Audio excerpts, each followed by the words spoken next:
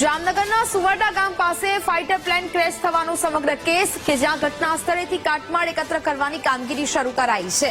આસપાસની જગ્યાએ કોર્ડન કરવામાં આવી છે। લોકોની અવરજવર પર પણ પ્રતિબંધ મૂકવામાં આવ્યો છે। વાયુસેનાના ઉચ્ચ અધિકારીઓ પણ ઘટના અંગે તપાસ હાથ ધરી રહ્યા છે। ફાઇટર પ્લેન ક્રેશ થઈ ગયું હતું ને જેને કારણે હવે કાટમાળ ને સમગ્ર જગ્યા પર આ કામગીરી હાથ ધરવામાં આવી છે।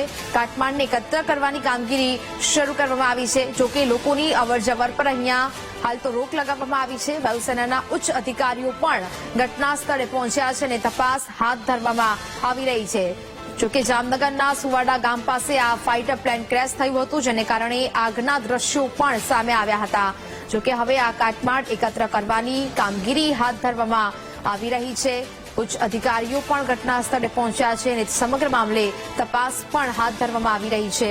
આસપાસની જગ્યાને કોર્ડન કરી દેવામાં આવી છે અને લોકોની અવરજવર પર પણ બ્રેક લગાવવામાં આવ્યો છે।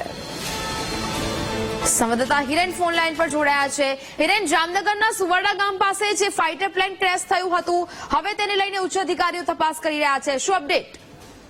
ચોક્કસ જણાવ્યું કે ગત રાત્રિના જે સુવર્ણા ગામ પાસે જે પ્લેન ક્રેશ થવાની ઘટના સામે આવી હતી તેને લઈને જ રાત્રિ દરમિયાન જે કામગીરી છે તે હાથ ધરવામાં આવી હતી। સંત કલેક્ટર એસપી તેમજ જે વાયુસેનાના અધિકારીઓ છે તે ઘટના સ્થળે પહોંચ્યા હતા। ત્યારે આજ સવારથી જ જે વાયુસેનાના અધિકારીઓ છે તેના દ્વારા ઘટના સ્થળે તપાસ આરંભવામાં આવી છે કે જે પ્લેન ક્રેશ થયું તે કયા કારણે થયું તેને લઈને હાલ છે વિગતો છે તે એકઠી કરવામાં આવી રહી છે। તો બીજી તરફ જે આ પ્લેનનો કાટમાળ છે તે પણ ભેગો કરવામાં આવી રહ્યો છે અને આજ સવારથી જ જે વાયુસેનાના જવાનો તેમજ અધિકારીઓ છે તે ઘટના સ્થળે પહોંચી સમગ્ર કામગીરી છે હાથ ધરવામાં આવી રહી છે। જી બિલકુલ હિરેન, જાણકારી બદલ આભાર।